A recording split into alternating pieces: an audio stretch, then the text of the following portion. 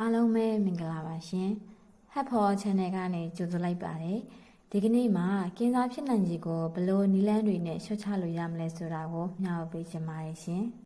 ။ကင်းစားဖြစ်ပြီဆိုတာနဲ့လူတွေကအလိုလိုနေရင်စိတ်သက်သာသွားကြပါတယ်။ကင်းစားကအပြင်းထန်ဆုံးအနေနဲ့အသက်သေဆုံးသည့်အထိဖြစ်စေနိုင်တယ်ဆိုပေမဲ့ကင်းစားဖြစ်နိုင်ခြေကိုလျှော့ချပေးလို့ရပါတယ်။ဒီတော့ကင်းစားဖြစ်နိုင်ခြေကိုဘယ်လိုနည်းလမ်းတွေနဲ့လျှော့ချလို့ရမလဲဆိုတာကိုပြပြပေးချင်ပါတယ်ရှင်။ကင်းစားဖြစ်နိုင်ခြေကိုဘယ်လိုနည်းလမ်းတွေနဲ့လျှော့ချလို့ရမလဲဆိုတော့ဆေးလိပ်နဲ့ဆေးရွက်ကြီးဖြစ်ပါ။ဆေးလိပ်တောက်တာကအဆုတ်ကင်စား၊ဂရင်းကင်စား၊လဲချောင်းကင်စား၊အတန်အိုးကင်စား၊ပန်ကရိယကင်စား၊စီးအိမ်ကင်စား၊ကြောက်ကက်နဲ့တိမ်ကောင်းကင်စားတွေကိုဖြစ်စေနိုင်ပါတယ်။ဒါကြောင့်ကင်စားဖြစ်နိုင်ခြေကိုလျှော့ချဖို့ဆိုရင်တော့ဆေးလိပ်နဲ့ဆေးရွက်ကြီးကိုဖြတ်ပါ။ကျန်းမာရေးနဲ့ညွတ်အောင်စားပါ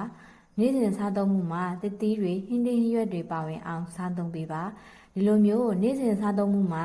နှံစားသီးနှံတွေသစ်သီးတွေနဲ့ဟင်းသီးဟင်းရွက်တွေကိုစားပေးပါဒီလိုအာဟာရပြည့်ဝမျှတအောင်စားပေးတာကကင်ဆာဖြစ်နိုင်ခြေကိုအတိုင်းအတာတစ်ခုထိလျှော့ချပေးနိုင်ပါတယ်ကိုယ်လေးချိန်ထိန်းမှာ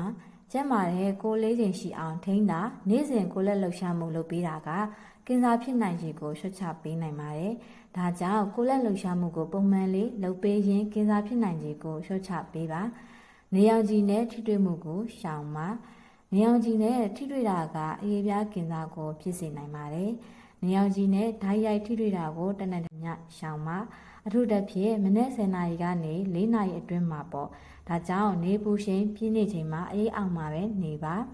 ။ကာကွယ်ဆေးထိုးပါအချို့သောဗိုင်းရပ်စ်ကူးစက်မှုတွေကကင်ဆာဖြစ်နိုင်ပါတယ်။တဲရအသဝါဘီပိုကာကွယ်ဆေး HPV ကာကွယ်ဆေးတွေကိုထိုးပေးဖို့လိုပါမယ်။အသေးအောင်သဝါဘီပိုကာကွယ်ဆေးကအသေးကင်ဆာဖြစ်နိုင်ခြေကိုလျှော့ချပေးနိုင်တယ်လို့ HPV ကာကွယ်ဆေးကတိမ်ကောင်းကင်ဆာဖြစ်နိုင်ခြေကိုလျှော့ချပေးနိုင်ပါတယ်။ကင်ဆာဖြစ်နိုင်တဲ့အခြေအနေတွေကိုရှောင်ပါဘေးကင်းစိတ်ချရတဲ့လိင်ဆက်ဆံမှုကိုကျင့်သုံးပါလိင်ဆက်ဆံပေါ်များတာအကာအကွယ်မဲ့လိင်ဆက်ဆံတာတွေကကင်ဆာဖြစ်နိုင်ခြေကိုတိုးစေနိုင်ပါတယ်။ဒါကြောင့်တလင်တမယားစနစ်ကိုကျင့်သုံးပါနောက်တစ်ခုကလိင်ဆက်ဆံတိုင်းမှာသုံးလုံးတာမျိုးပြုလုပ်ပေးပါစီထူအပ်တွေမျှဝေသုံးဆွဲတာကိုရှောင်ပါစီထူအပ်တွေမျှဝေသုံးဆွဲတာက HIV ပိုးကူးစက်တာအသေးရောင်သဝါဘီပိုးစီပိုးကူးစက်တာတွေကိုဖြစ်စေနိုင်တယ်လို့အသေးကင်ဆာနဲ့အခြားသောကင်ဆာတွေကိုဖြစ်စေနိုင်ပါတယ်။ဒါကြောင့်ကင်ဆာဖြစ်နိုင်ခြေကိုချွတ်ချခြင်းနဲ့ဆိုရင်စီထူအပ်တွေကိုမျှဝေသုံးတာမျိုးမလုပ်ပါနဲ့။ပုံမှန်ကျန်းမာရေးစစ်ဆေးမှုလုပ်ဆောင်ပါပုံမှန်ကျန်းမာရေးစစ်ဆေးမှုလုပ်ဆောင်တာက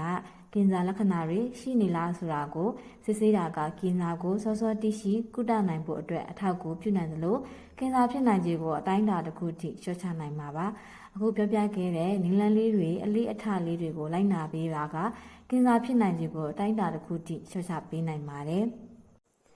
ဒီကနေ့မှာတော့ကင်ဆာရောဂါကိုဘယ်လိုနည်းလမ်းတွေနဲ့လျှော့ချလို့ရမလဲဆိုတာကိုမျှဝေပေးခဲ့တာပဲဖြစ်ပါတယ်ရှင်ဒီဗီဒီယိုလေးကတင့်အတွက်အကျိုးရှိမယ်ဆိုရင် like and share လေးလုပ်ပေးဖို့တောင်းဆိုပါတယ်ရှင်